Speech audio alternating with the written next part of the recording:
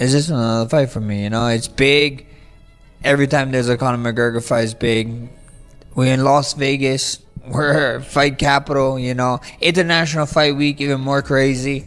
The heat is on. The heat is going to be even more on come Saturday night. Does it get your blood pumping, the buzz that Conor brings to this sport now that you're matched up against him one again? Does any side of that entertain you and get you fired up knowing that it's going to be the biggest story in sports this week? Oh, for sure. I'm excited. You know, we got other big events going on. You know, you got the World Cup going on, and still people are talking about Holloway versus McGregor too. So at the end of the day, it's a great in shape, focused. You know, he's a dangerous man. If anybody can come back after 5 years and put it all together and start winning against the best guys, it's Conor. You know, he's a special individual. Even though he's a horrible person and I don't like him, I got to give props where it's due.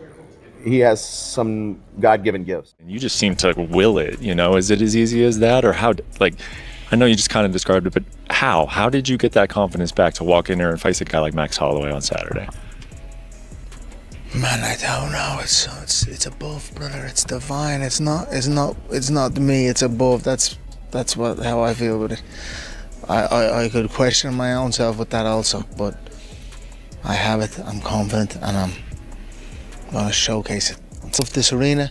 I love fight night, fight week, and God willing, I'm back here next week and the week after. How many weeks is in a year? 54. There you go. You know, I could fight every week if it's a go. You know, before the injury, I had maybe 3 within the year. People don't recall that. And yeah, now there you go. We plan on getting busy here. Can we get back to that? Or will even the business, will the fight business allow it when you almost get too big to fight that frequently, right? Or can we get back to that level of activity? I wish for it. I wish for it. So if I'm the man in the arena, right? I'm the one that's making the walk. So if I'm the one who's pushing for it and campaigning for it, I'm sure that is the case. Now I've said my piece with the Ultimate Fighting Championship and their staging of my bouts. And they've said their piece, and you know it's kind of fallen on. When you almost get too big to fight that frequently, right? Or can we get back to that level? I believe I wish for it. I wish for it. So if I'm the man in the arena, right? I'm the one that's making the walk. So if I'm the one who's pushing for it and campaigning for it, I'm sure that is the case. Now I've said my piece with the Ultimate Fighting Championship and their staging of my bouts, and they've said their piece, and you know it's kind of fallen on Conor doesn't need to fight. He is everything. I respect the fact that he's coming back to fight so much because it shows that he's a fighter in his heart. You know me, I got to a certain level, and I decided to walk away.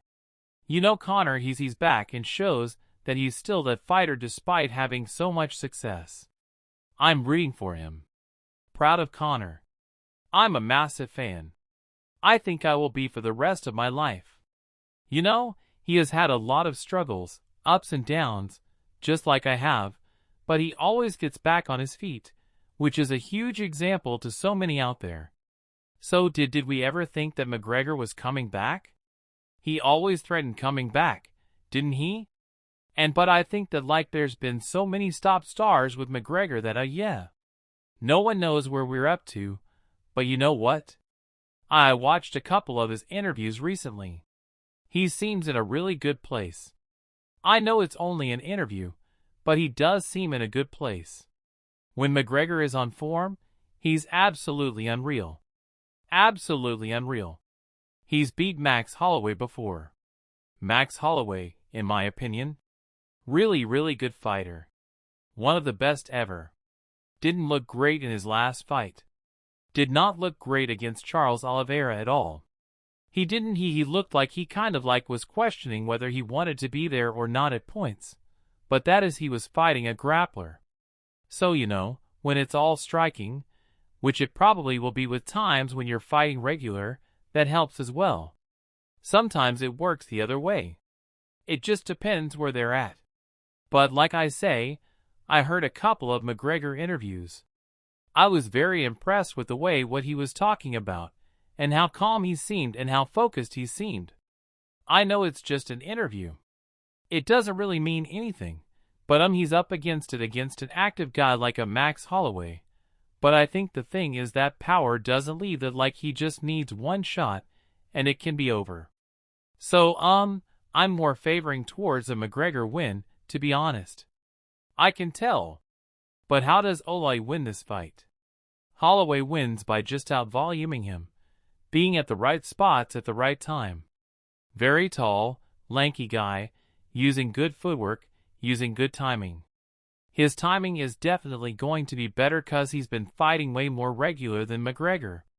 I think that there's definitely a possibility of Max Holloway picking him off and moving, but I would favor more towards McGregor. The upcoming showdown between Conor McGregor and Max Holloway is far from your average UFC main event. It pits an all-time great seeking to prove he's still at the pinnacle of his career against a battle-hardened fighter who has endured countless wars in the octagon. While many experts are backing Max Holloway, citing his superior conditioning, fitness, and current form, others believe Conor McGregor's devastating left hand could be the difference maker. As the fight approaches, opinions are divided. So, who are the experts rooting for and why?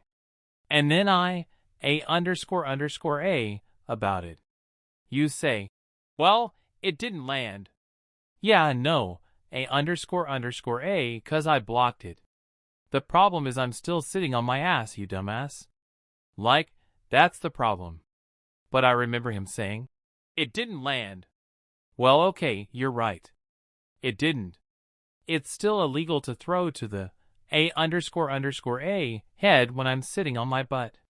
So, anyways, that's me going off my rant. But no, and I appreciate that perspective. I think people out there will really appreciate you sharing that. And I understand as well, like with Tom Aspinall stepping into this rematch with Serial G, like you're talking about it, A with your head like this guy just basically couldn't drive his kids around for like 8 months because his eye is so, A you're going to go in there be like, hey man, this is kind of important. Like, please assure me you're going to do something about this. Just quickly before we get, you're going to pay attention to it at least. Yeah. Before we get into the big card, one more thing. I saw Jamal Hill is moving up to heavyweight. You obviously just had a blast-out performance at heavyweight. When you see people like Jamal Hill moving up to heavyweight are always looking forward to having a before a fight. Sean Strickland is pretty funny. We certainly get to see a good side of him in those fighter meetings, and we get to talk technically, but I always enjoy having a few minutes with Sean. Derek Lewis, I think, actually, believe it or not, has lightened up over the years. So, our last fighter meeting with him was particularly funny. They all can go in a number of different directions. In terms of the other part of that question, I'm thankful that not too many fighters sort of get annoyed. I think oftentimes if a fighter is going to bring up a past call or something they take issue with, they won't use the fighter meeting as the setting in which they want to sort of challenge you on that. They might message you on Instagram, but thankfully not too many fighters have gotten annoyed. We try to keep it short and sweet, and on to the next. But yeah, Strickland is amusing. Yeah, I'm trying to draw on a couple of different like you just said, the blackout walkout was a surprise. And I actually only found out, I only asked Conor the other day.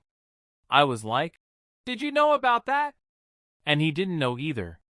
So, I remember as we were leaving the locker room and the cameras were there, and I kind of recognized that that's what they do for a blackout walkout. They meet you at the locker room. So you knew something was up. But and then to the crowd and everything, it was an incredible reception, and we got off, as you can see, to a great start. Well, I think that was it Max's 5th or 6th fight. Yeah, it was a 6th fight in the UFC. Yeah. That's why I kind of laugh at the commentary is, Conor was fighting a boy. It was like, well, I'm a big Max Holloway fan too. But honestly, I think it's an interesting matchup, especially it happening at 40 or at 70 as I.